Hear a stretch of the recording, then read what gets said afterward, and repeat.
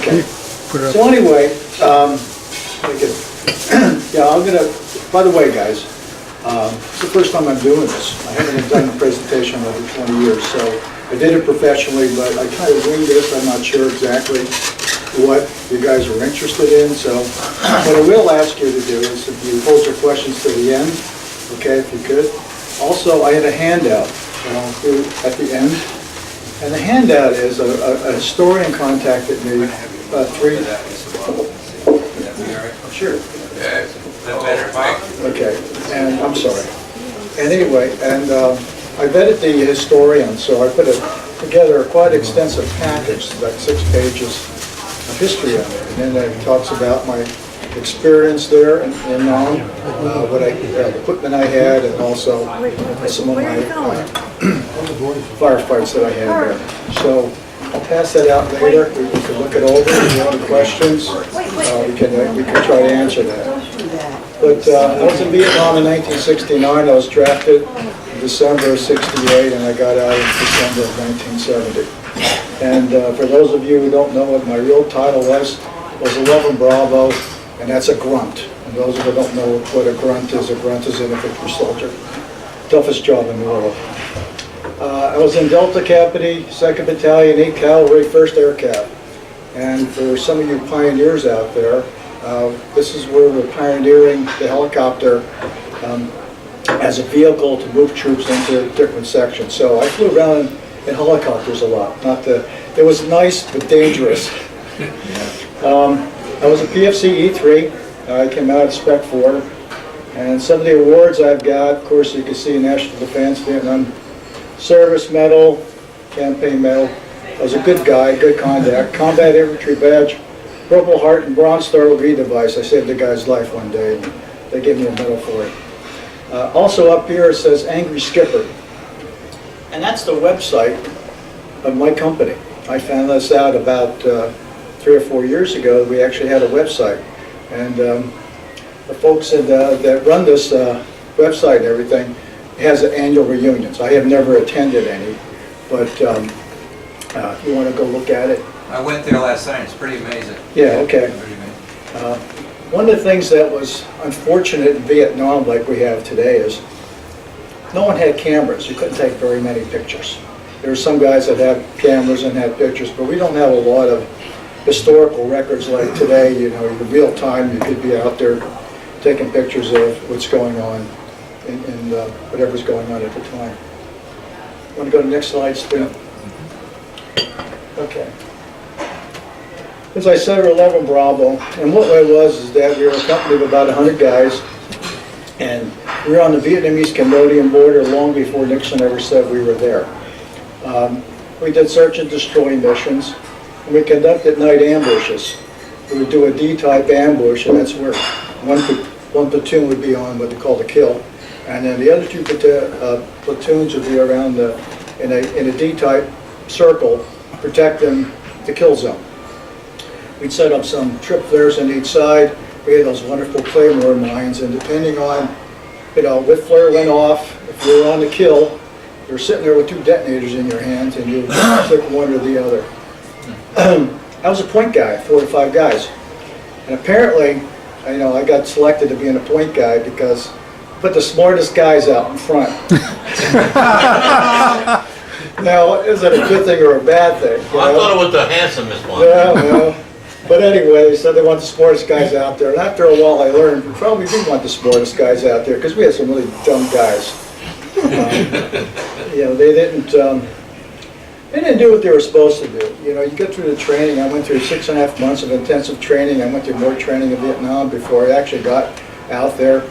And you're trained to stay alive, and you're living out there in these conditions, and you're going to draw upon that training and do what the disciplines you have to do. Like you had to make sure your weapon was cleaned every day, and you had to make sure that your magazines had clean ammunition and stuff. And there was many things that went on. A lot of guys got lazy, didn't do that stuff, and then they paid the price later on because obviously it might be in a firefight, and all of a sudden the weapon doesn't work, or their magazines break and they can't use them, gun jams up, got bigger problems. What was the important thing?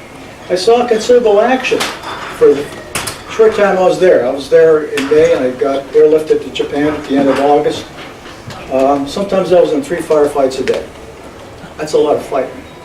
And That's a lot. I come up with 2 little things called solo and group kills. I got 3 solo kills. I got 11 group.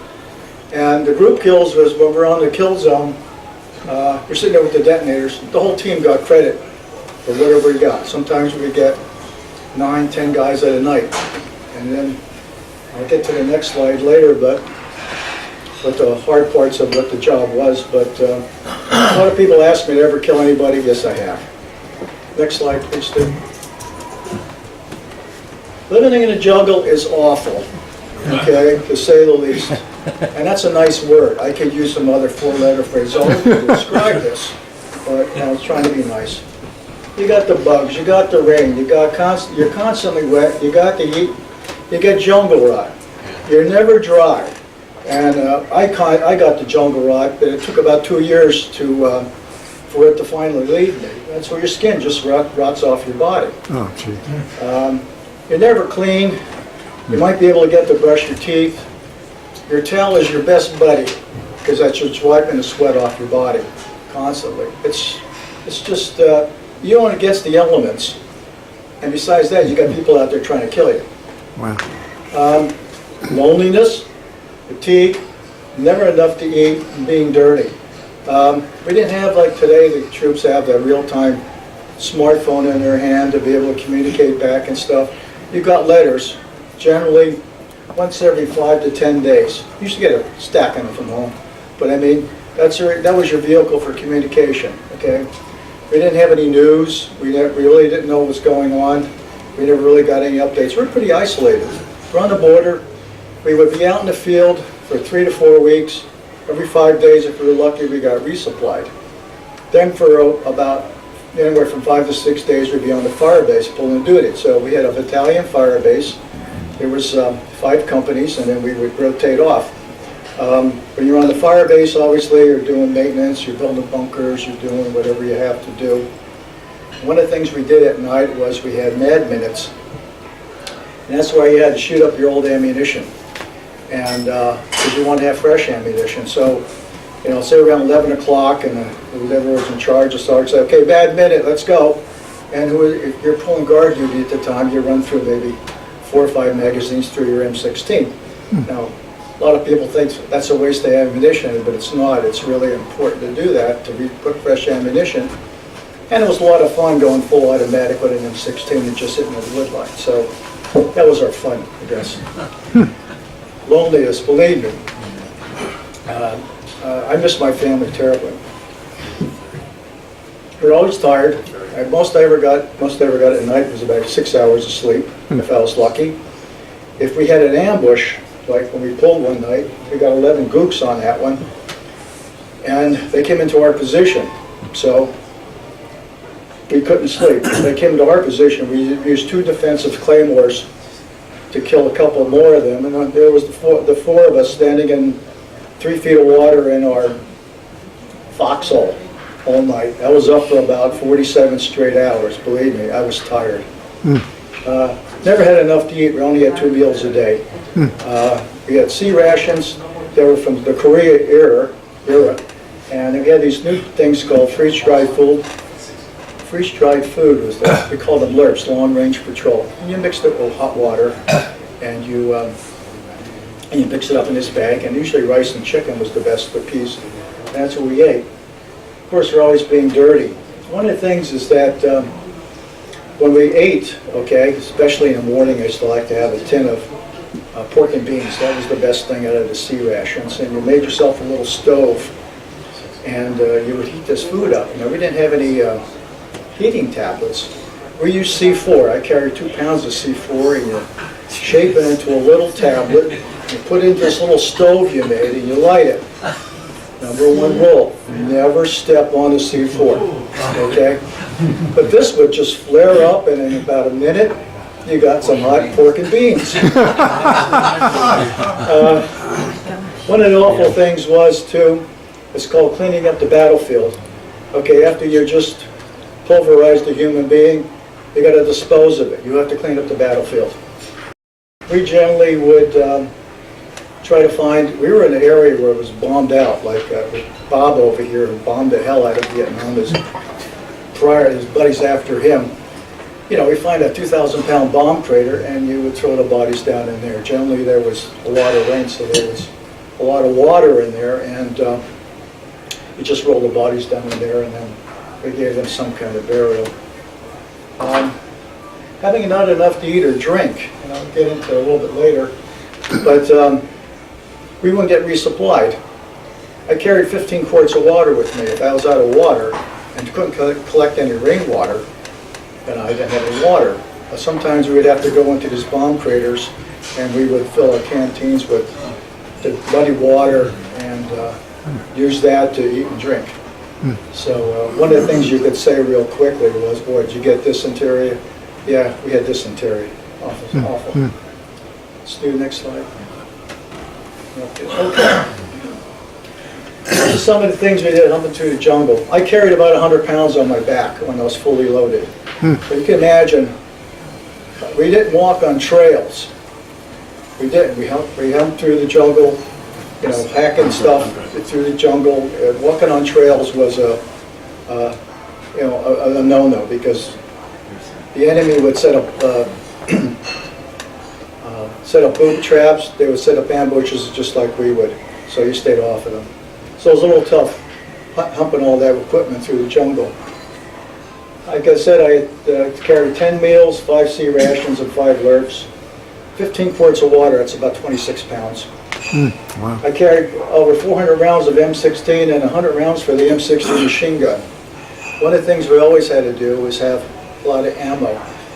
Believe me, you could burn through it. I was on point, so I could shoot full automatic all the time. And believe me, I would. And I could burn up ammo. I got a nickname. You know, everybody had like nicknames or just their first name. That was Joe. And later on, based upon my experience in firefights, they named me Magazine Happy Joe. Carried 2 standard grenades and 2 baseball grenades. You know, if anybody doesn't know what that is, it's standard. You know, with a handle on. That's a standard grenade, and it's a 3 to 5 second delayed fuse. You throw that thing and duck, and it goes off. The baseball grenade is actually a baseball, and it arms within 10 feet, and you throw it, and if I threw it up against the wall here, it would explode. So depending on what the mood was and what kind of ammo you needed to do, whatever situation it was. Carried 1 Claymore mine, 4 smoke canisters, which were vital because we were air mobile. We always had to mark spots for the helicopters to come in. And 1 flare, which was our guardian angel for guarding us at night, but also on the trails to set ambushes at night.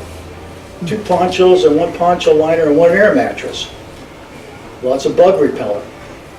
Water bladders. We had these 5-quart water bladders, and you know, so instead of carrying a hard type canteen, we had these water bladders, which was nice. And by the way, if you had I used to have it extra. I carried 2.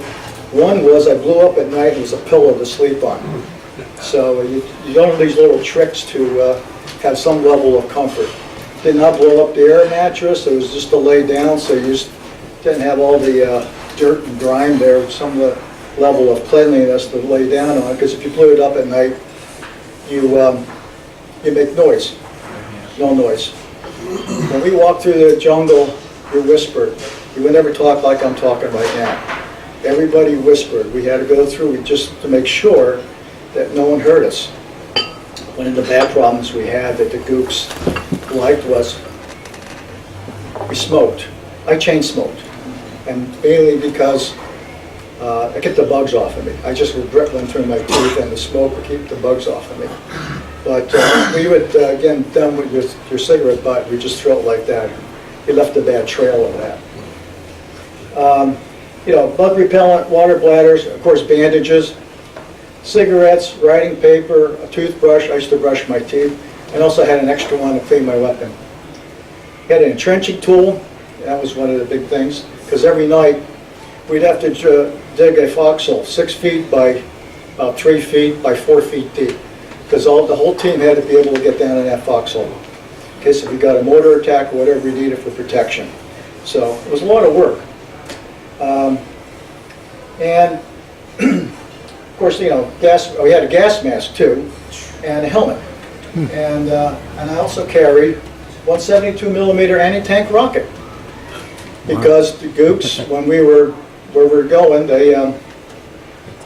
they started to use tanks, so we had carried that too. So when you start adding this up, it's quite a lot of stuff. Is this the last slide or is there another one? That's the last That's one. it, okay. So I'm trying to think if there's what I could add here to this. Let me see, I got a note here in my notes. Here. I have a question, Joe. Yep, just a second. Yeah, sure.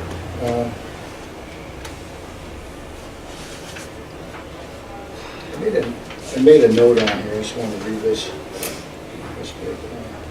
Oh, yeah. I mentioned about the whispering. We're grunts. Worst job in the world. We cursed a lot. Every third word out of your mouth was a curse word. So whenever you needed an adjective, adverb, object of a preposition, okay, you guys got pretty much idea, ladies too, of phraseology. Okay, Stu, you have a question. No, I knew somebody who served years ago. I talked to him. He said that obviously he wasn't going through the jungle with it, but he said if you were on a bed, you had to put the legs of the bed in coffee cans filled with something to keep the bugs from climbing up on the. Is that? Well, I never had the luxury of being in a bed. I don't know. Back in the Back in the rear someplace, Yeah, because right, even around the fire base, we were sleeping on the ground. Yeah, right. So, yeah, you're in a bunker, but you're there's still... a lot of bugs crawling around. Bugs? All kinds of stuff. You were saying about the language. Yeah. I had come up in a strict household, whenever I use language, but I learned a lot of it, see, in basic training and stuff. So I come home for Thanksgiving dinner, pass the effing butter. Yeah. Pass the effing butter, oh God. I'll tell you, you know, and I know once I got out, you know, and my mom used to yell at me, she said, what do you, I thought it's going to take a while for me to get through this, you know, because we just, even when I was stateside, I says, we cursed a lot. I mean, absolutely cursed, you know, sir. So you said you were in the border of Cambodia and Vietnam. You said it was before Nixon? Before Nixon acknowledged we were there, So what year was that? 1969. 69? Yeah, Okay. yeah. Sir. Two questions. You said every now and then you'd burn up old bad ammo or Yes, something? sir. How bad and old, and how fast did it get bad and old? I mean, isn't I it, changed it out every 4 weeks when we were back on a fire base. how did it get bad? Just Well, corrosion or? Yeah, okay, you're out in the jungle, you got water, I carried bandoliers across me. Right, You could get dirt in there, you have to take your magazines apart, you have to re-lubricate them because the springs would break. You had to do that. I'll give you an example of, and it's scary, we're walking up this road one time, ranger file, and these 3 gooks were just walking to my left, and I said, oh my God, they just stopped, and they were staring at us. So I told my 2 buddies either side to confirm they're there. I said, so we set up, and then we just peeled on them and ripped them. So I'm down, and I went through one, I hit the magazine, dropped the next one in, boom. After about 3 or 4 rounds, it stopped. Took it out, rejected that. By the way, I didn't mention this, I was very fortunate, I had an M16A1, which had the forward assist, and if anybody's familiar with weaponry, the A1 had a forward assist to make sure that that round was locked in. It was a defective feature on the standard M16. So I made sure that was back in there, and I continued the battle. And then our sergeant at the time said we had to do some fire movement. We had a big debate about that, because we weren't, you know, we're not doing fire movement. We were told we're in training not to do that. He ordered us to do it, we had to do that. 33 goops up. I went back and looked in the ground for that round. And it fired in the firing pin, it didn't fire. Now here I am, a point guy. I want that first round to work. And it didn't. You know, I said, that scared the hell out of me. Yeah. Second question, sir. Second question, did you have any inkling as to what the big picture was, what was going on, or were you just kind of like a mushroom kept in the dark and all that? Yeah, we were told, we were following orders to do what we had to do. It was pretty obvious when we got there that we were fighting a civil war. And fortunately for me, we fought the NVA. We didn't fight the Viet Cong. So the NVA really didn't put a lot of booby traps out there. They kind of fought you one-on-one. Okay, whereas the Viet Cong were more sneaky type of warfare. Sir. Yeah, a question. You were in a jungle environment. How about snakes? That's the first thing that comes to my mind. Yeah, we had snakes, but we didn't. There was so much noise and battle going on. There weren't any animals. There weren't any birds. I think I saw one snake when I was there. And at one time we saw a monkey. And that was it. I mean, there weren't any birds. Because of all the battle, I mean, I had experienced that we were waiting to get resupplied.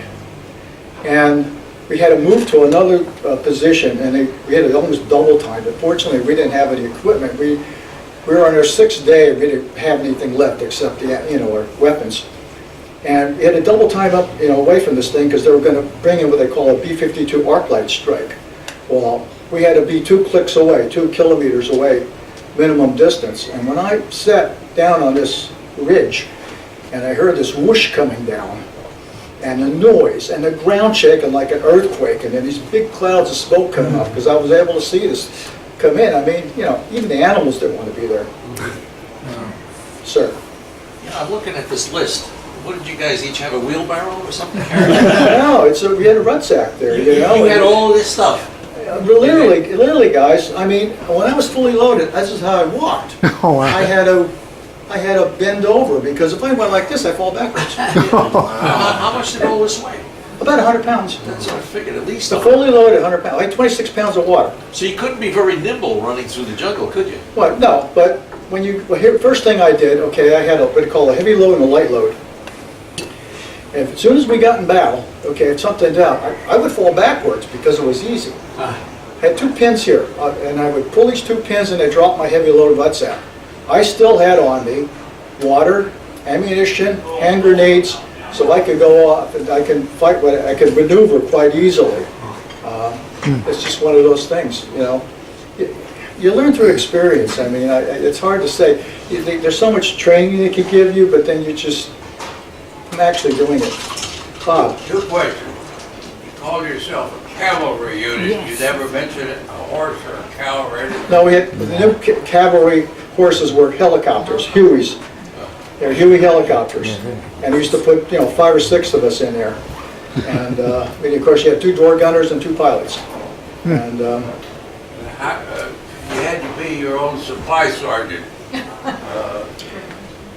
yeah, I mean, you had to manage your life out there. You just, you had to make sure you got everything. I mean, we got to resupply. They allocate the stuff up by teams, and we get all the stuff and whatever. We pack it all away and get it all situated.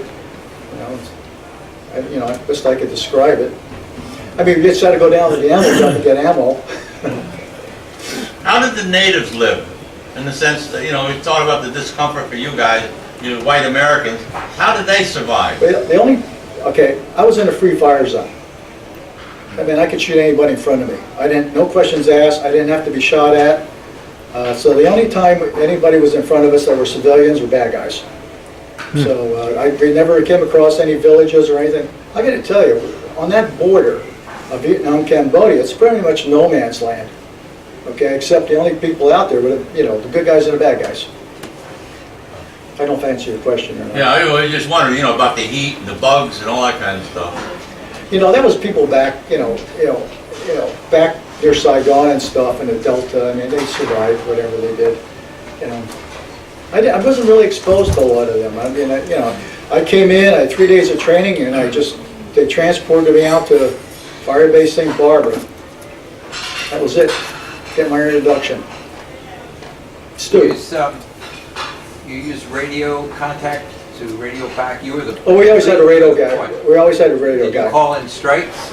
Okay, what generally would happen is that our team we had 3 guys, 3 to 4 guys. And first guy walked, and he was looking everywhere. Second guy looked in the trees and counted, because we all know how far we were going. And third guy looked on the perimeter. Then you had the squad leader, and then the RTO behind him. Okay, so we all had radios. The captain of the unit would call in airstrikes. So as soon as we got hit, okay, I would say within 4 or 5 minutes, we had a helicopter gunship. Okay, I could put stuff down, but that's why we needed all the smoke grenades, because we had to mark our position. Right. They're looking down, they're looking at a canopy of trees. Right, right. So they don't want, I tell you, I've seen what a minigun can do to a human being. If you don't know what a minigun is, it shoots bullets just like you take your hose and you squeeze it on full, and you see all those droplets coming out. It shoots bullets like that. And come across a dead goop that was hit with a minigun, you see 70 or 80 bullet holes in them. So, sir. 2 questions. First one, what's the rough chain of logistics and supply? You had 4 or 5 guys that were taken by a helicopter out into do what you needed to do? 100 at a time. 100 what? The whole company went at a time. Oh, okay. And then when you came back, that was an intermediate. How many steps before you got back to like Saigon, let's say? We never got back to Saigon. We stayed right out there in the field. The only thing we went back to a fire base. The fire base was resupplied by some other logistics things. Big Chinook helicopters would bring supplies in and stuff. But no, our group, we had they moved us to the whatever territory they wanted to be in. When it was our turn to go back to the fire base, they bring in about, well, it depends. If they had a landing zone, one time we had to get pulled out 1 helicopter at a time. We had to blow an LZ in the middle of the jungle to get back. It took us all day, and so I don't know if I'm answering your question. No, that's fine. A second quick question. There's been a bunch of Vietnam War movies. I haven't really seen hardly any of them. I don't know if you have. Any comments on good, bad, or indifferent? The Saving Private Ryan and the Normandy beach scene is supposed to be very realistic, and all these I thought Saving Private Ryan was pretty realistic, because they were shooting prisoners, so I said that.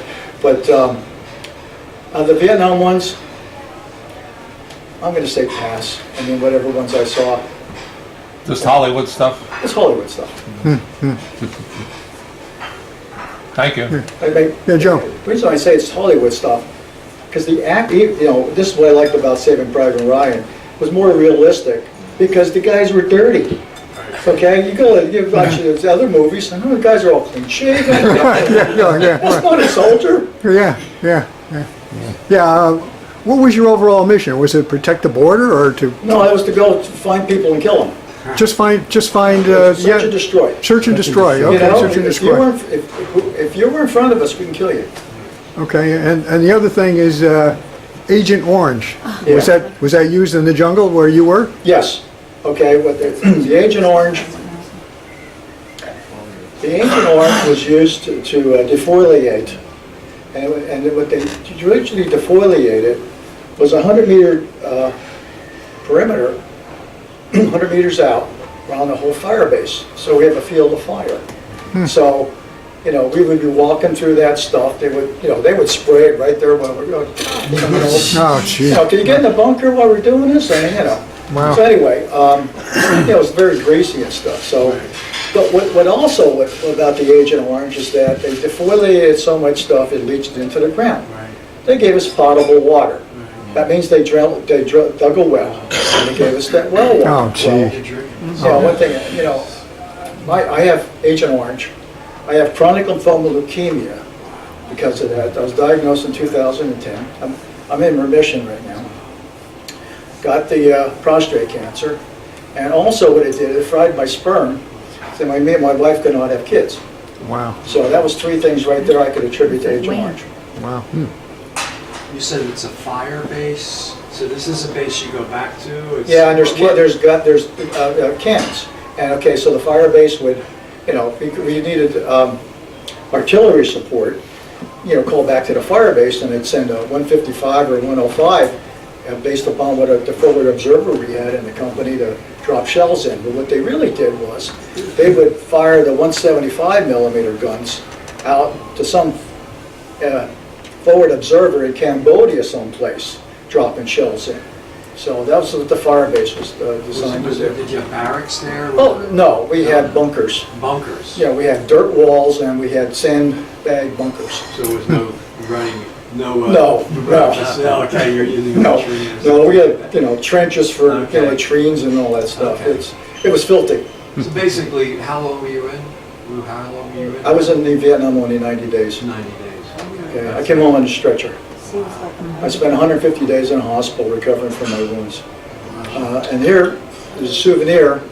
This is the bullet I got shot with. I took my left thumb off and put a hole this big in my lung. I had about 20 minutes to live. Wow. And this was in my lung for 62 days till they took it out of me in Valley Forge Hospital. And I happened to be watching, what was the show? Chicago PD, where one of the cops on there, Olinsky or something.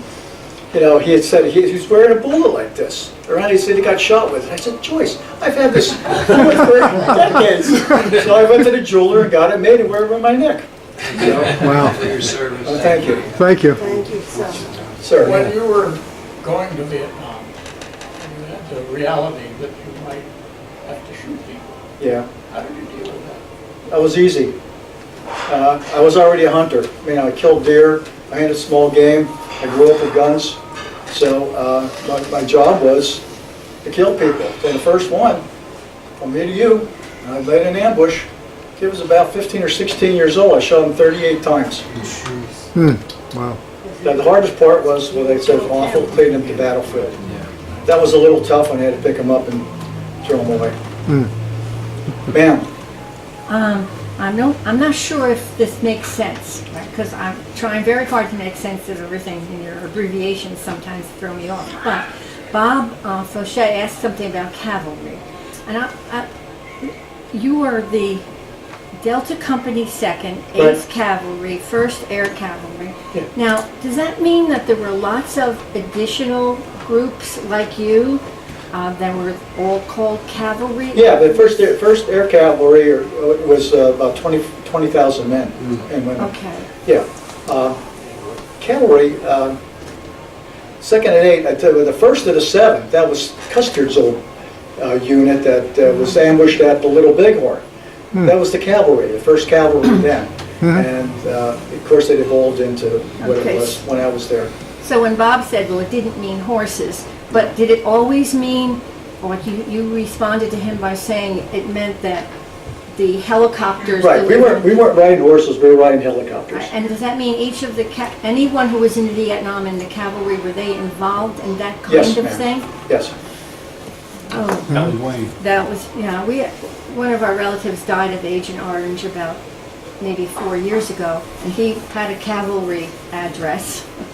We And probably that's had what that it big meant. yellow patch on his side like I have. That was, he was, He was in the cavalry, yes. that was Wayne. Sir. Rules of engagement. Him? Oh, go ahead, sir. Did I hear you say men and women were in the cavalry? Well, there were men and women. I mean, we had nurses in the cavalry and stuff. Okay. I don't want to I don't want to disparage anybody and say there's only men in Vietnam. There were women there too serving. And that's my political correctness too. Sir. Just curious, why 38 times and not just 10? Got to make sure they're dead. That's why? That's Yeah. right. One of And the bullets things come out, a lot come out at one shot time, right? like 2 magazines I pumped in. We only kept 19 rounds in the magazine because they were jammed with 20. So It's yeah, automatic, 19. it's automatic? Pull the Oh yeah, I triggers. pulled it twice, yeah. I just, 3.5 seconds, dropped the thing, 1 second. Within 10 seconds, I hit 38 rounds in him. That's okay. He was still on his knees. He didn't fall over yet. Wow, that's... Sir. The rules of engagement issue, it sounds like you guys could do what you needed to do and that was that. Yeah. And I remember with the first Iraq War, I think Norman Schwarzkopf, some reporter asked him, well, what's your job and all this thing? And Schwarzkopf says, well, the Army, we're supposed to break things and kill people.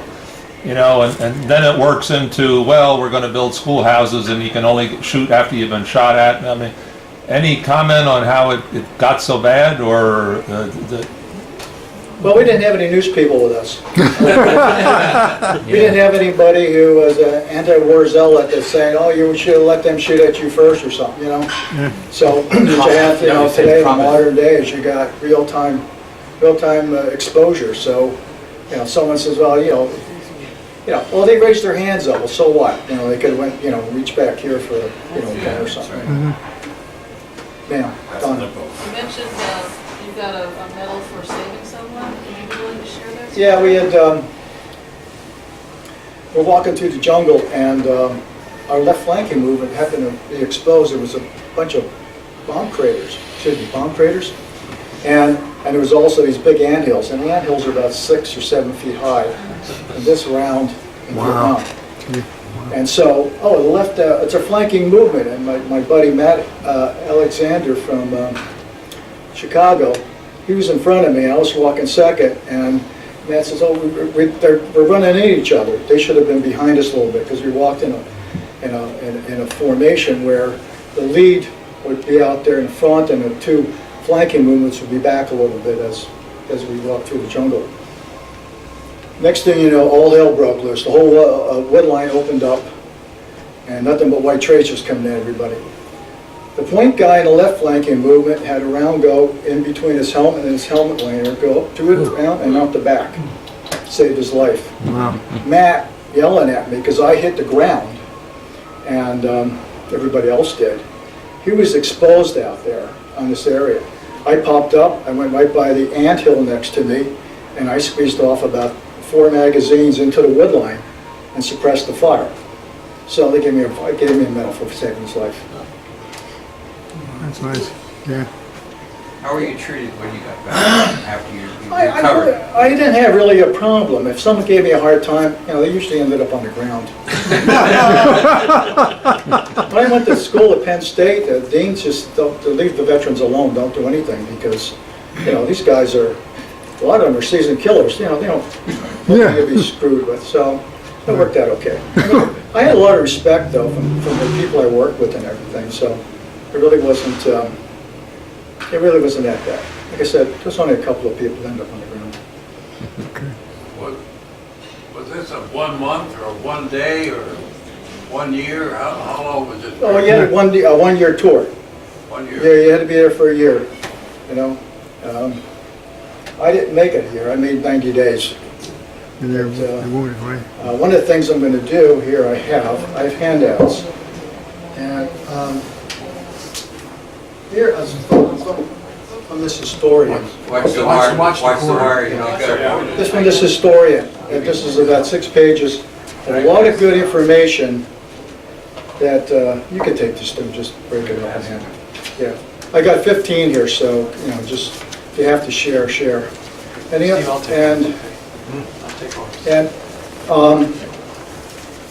there has a lot of information I shared with you. I vetted this historian, legitimate and everything. And I never really documented anything about what I did. And I spent about 5 or 6 days putting this together and answer back to him. And the only thing I would ask you to do is keep it. Please just don't put it on any social media or anything like that. Oh, you got one, Dan? I've got one. And but in there's some things. Okay, one of the things is my day-to-day experience, which I elaborate a lot more when I go through. Oh, she's got one, okay. On a typical day, just like getting up in the morning, preparing some food, going through some your biological things you got to do, making sure I get my malaria pill, all these different kind of things. Also in there I describe when I got hit and what I went through. And one of the highlights is that I had about 20 minutes to live, and that was the least of my problems. I was in the worst firefight in my life. I mean, I could see from about 8 to 10 feet away the muzzle flashes coming out of the bunkers that the Gooks were in, because we went into this bunker complex. And going down there, we had the CO come down, and we had stopped. We were at the lead point, and we refused to walk down the trail. So we don't walk down trails, we're going to get ambushed. Captain came down, threatened us with Article 15s. I'm sure you guys know what Article 15s are, that we're in the service. And for those of you who don't, it's like getting a DUI, okay, against your driver's license. And we had this big debate, and he says, I'm going to give you Article 15, so if you don't walk down the trail, walk 100 meters, and we're setting up wherever you are. Because it was nighttime, it takes us hours to set up at night. So about 50 meters, we get down that trail, and kaboom, set off a mine. That's where this shell came from, that hit me. And all hell broke loose. And I guess after about 4 magazines that I hit, I looked down and I'm squirting blood out of this lung. I lay back, Joe's hit. Medic came up, we had guys come up. I was very fortunate that I had great buddies. 5 other guys got wounded getting me out of there. So they put me in a poncho, they dragged me back to another, bunker crater. And I hear the CO, and the bird's coming in. He says, I got a guy who's got maybe 10 minutes. And I'm thinking, okay, I'm holding on and breathing on one lung. And my squad leader come up, asked me, can he have my gun? I said, yeah, because I had that brand new M16A1. No one else had one.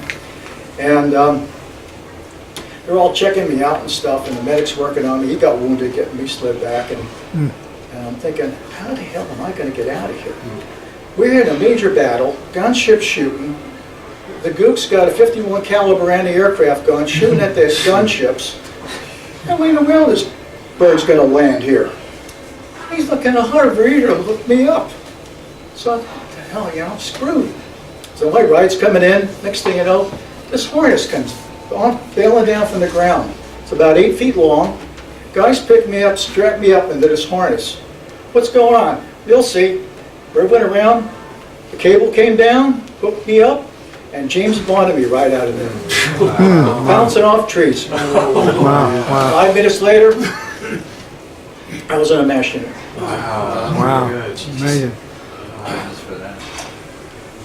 Another question.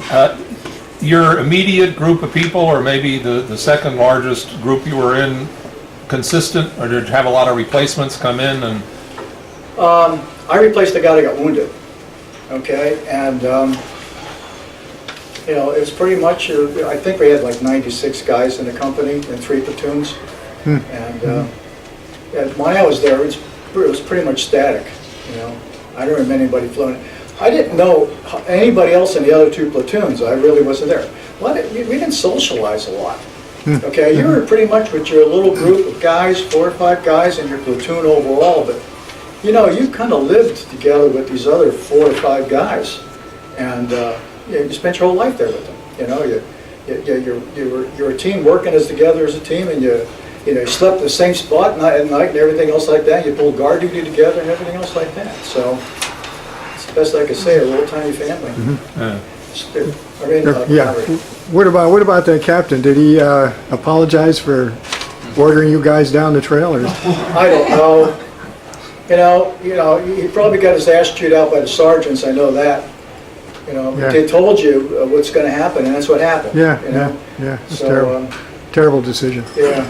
Really. But like I said, it was interesting. We're named the Angry Skipper because I did a little research into that. Apparently, my company, Delta Company, was the baddest company in the battalion, and that's how I got the name the Angry Skipper. So out there are some pictures of back then that some of the guys posted. I tried contacting some of the people that I thought I might be able to, based upon the window of time they were there, but I sent them email, but I don't know if they were still alive or not. When you're in combat and you're faced with dire circumstances, justify the circumstance for the cause you're fighting for. Did you guys have a cause? Did you know what the hell you were fighting for? No. And I'll tell you right now, the cause was to stay alive. I mean, seriously, it was to stay alive. What did they do to your thumb? Huh? What did they do to your thumb? It was shot. It was shut off. Oh, it was still attached? Yeah, it was just, they put it all back together and it works fine. Wow, amazing, amazing, yeah. That was in the MASH unit, they were able to, Oh, yeah, Hawkeye and BJ worked a great job. Oh, wow. Yeah, I thought originally, I thought that was the only wound I had. I said, well, that's no big deal, you know? But then all of a sudden, I felt a little lightheaded, and then, I'm bleeding like a... Wow. From the MASH unit, did you go to Germany then? No. They didn't have it then? Oh, no, MASH unit, I went back there near Saigon, I went to Quan Loy, I think. And then, And how long before you were back stateside? oh God, I didn't get back till the end of September. And that's when I found out I had the slug in me. No one ever told me I had the slug in me, you Wow. know? So, yeah, but then, then, like 150 days I spent in the hospital. Wow. Yeah, you were saying that, all right, you were in the hospital, you noticed you had a problem with your thumb, and then you noticed you had a hole. You didn't feel pain? Were you in shock or what? With the hole in your chest? No, I didn't, no, I didn't. No, I You didn't. didn't feel pain? No, not till later. Yeah, I was focused on what I needed to do. I just breathing on one lung and Well, cooperate did with you know the... you were breathing on one lung? Yeah, Oh, okay. Wow. yeah, I didn't go into shock or, But you pass didn't out. feel any pain? They gave me a couple Darvons. I mean, I wasn't thinking about pain. I hate to say that, but I wasn't thinking about pain. I was thinking about... I was just wondering if it was strictly mental termination of pain. From the adrenaline. By the way, something You'll like feel that, it. but I really didn't have any pain. I was just focused on doing what I had to do to just stay alive. I mean, I can't explain it anyway. Pain's can be considered a relative thing. You can block it out, or you can create it in your own body. Yeah. So, sir, How'd you save that person's life again? I heard part of it. was that? Save that person's life? But it, How'd you do it again? I heard part of it. he was in a kill zone, and I came up, and everybody else's head's down, and I was the only one behind the anthill shooting. And I pumped in 4 magazines into the wood line, and the firing stopped, and because we got the flow of fire, we stopped their flow of fire, and then got our flow of fire going. That's one of the things about what you do, is if you get ambushed like that, you got to get the flow of fire going your way. So having everybody's head down and not returning any fire is not a good thing. No. So. Can you describe a Claymore mine? Because I don't know what that is. I'm sorry. Just give me a chance here. You gonna build one for us? I'd like to. It looks about this big. Yeah. Okay, it's got about, I think it's 4 pounds of C4 in it, and 700 ball bearings. Wow. And believe me, it is really lethal. It's got a 180-degree kill path out to about 50 meters, depending on how open the space is. Wow. And it does the job. Well, how did you get the aim properly? Because you said it goes out. The shooting. Well, you just aim it, put it in front of you. Okay. Oh, you're holding on to this? No. You put on a tree with a tree. It has a couple little stands, okay? You stand it up, and it has on one side, this side to enemy. They have it in 4 languages? This is And then what you have is you have 75 feet of wire with a detonator and a blasting cap on the other end. You put that inside it, and then you go back 75 feet, okay? And then when you do with that, when you hit the things, you duck. That's what the hole's for. Yeah.